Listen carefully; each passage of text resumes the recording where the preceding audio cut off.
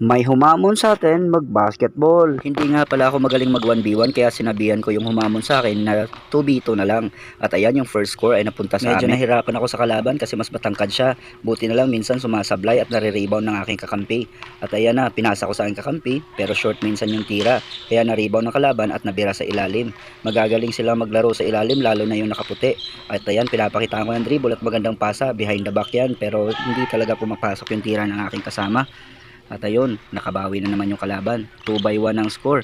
Andito ay pinipilit ko makapenetrate. Nag-spin move pa ako, tumira pero minamalas din. Buti lang na-rebound nakakampi ko at nabalik sa akin. Tumitira din sila mula sa malayo pero minamalas din. At dito, nagkamali siya ng pagpasa at nakuha ko yung bola. Naghintay ako ng pagkakataon at nag-jump shot ako. Buti na lang pumasok.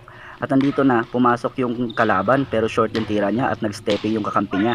Kaya napunta sa amin yung position. Ayokong ako lang palagi yung nagsuscore kaya ngayon nagdi-dribble ako para malito ang kalaban at makahanap ng pwesto ang aking kakampi.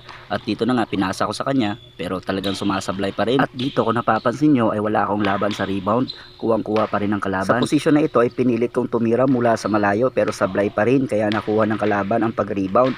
At dito na sila biglang nakabawi kasi magaling nga sila sa ilalim. Sa play na ito ay nilito namin ng kalaban. Pagkuha ko ng bola biglang salaksak ko sa ilalim at jump shot. Yun, pumasok din. Pero palaban talaga tong aming kalaban kaya yan nagpakita ng magandang floater at pumasok din. At sa part na ito ay nagkamali ako. Minadali ko yung pagtira kaya hindi pumasok. Nakuha ng kalaban yung rebound pero na-steal ko rin naman. At pagka-steal ko bumawi rin ako sa pagkakamali ko. At dito naman ay nabigla kami ng kalaban. Bigla siyang sumalaksak sa ilalim ng napakalakas. At ayan, tuluyan na kaming lalamangan. Sa play na ito naging kalmado ako. Nung nakita ko na malayo yung kalaban ay binira ko na ng jumper at ayun pasok at all 6 na nga. At dito ay nagpakita na ang kalaban ng kanyang magagandang mga moves. Bigla niyang binilisan yung kanyang dribbles, shifting at saka biglang bira sa ilalim. At sa aking pagkante ay pinapakagat ko siya sa akin pong mga fake. Sabay quick release at yun pumapasok din naman yung mga tira natin. At sa play na ito hindi na masyadong sumasalaksak yung kalaban. Nagpapasan sila pero ayun nagkamali kaya bumalik sa amin ng ball position. Hindi ko rin alam pero hindi na ako binabantayan na nakaputi. Yung nakablue na yung nagbabantay sa akin. At nakalusot ako sa depensa pero malas talaga hindi pumasok yung tira. At dito ko nakita na mas focus pala siya ngayon sa opensa kaysa sa depensa kaya ayun nakashoot na naman siya. Lamang na naman sila kaya sinusubukan kong makabawi. Nag-jump shot ako pero hindi pumasok. Buti na lang bumalik sa akin. Kaya pinasa ko muna sa aking kakampi. Sinubukan niya ring tumira pero sumasablay din kaya na-rebound ng kalaban. At nandito na. Traveling sana yun pero hindi natawagan. Humingi ng screen na nakaputi pero nagkamali yung kakampi niya. Siya yung na-screenan kaya hindi pumasok yung tira. Na-rebound ng aking kasama at yun na-boarding. Pasok. 8 all na ang score kaya andito na. Seryoso na yung nakaputi. At dyan sumalaksak na siya pero hindi pumasok. Nakuha ng kasama kong rebound at napasa sa akin at dito nga iningatan ko yung bola. Habang nagdi-dribble ako ay tinitingnan ko yung aking kampi pero bantay sarado din siya nung naka-blue. At dito nung nakita ko kalmado ang depensa, nag-spin move ako at tira. At ayan, pasok. At ito ngang replay. Spin move at saka tira.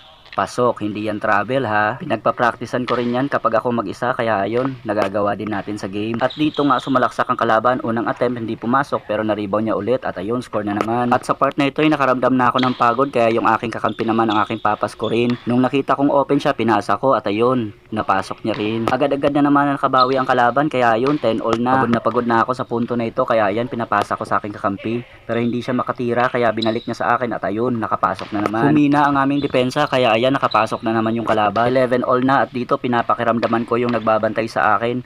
Nung nakita ko na libre, yun tinira ko at pasok. Kahit pagod na ako, nakakapasok pa rin naman yung tira ko. At dito nga na-rebound, nakakampi ko yung tira nila at saka yan, nakashoot na naman kami. Very competitive talaga ang kalaban at ayaw magpatalo. At dyan nga, tumitira sila pero kanila pa rin yung rebound. At dito na nga, habang nagdi-dribble ako ay binabantayan din ako na nakaputi. Pero tingnan nyo na mabuti, napakagat ko siya sa akin pong dribble. Tingnan nyo, ayun, lumusot siya pero hindi pumasok yung tira ko kaya na-rebound ng kalaban.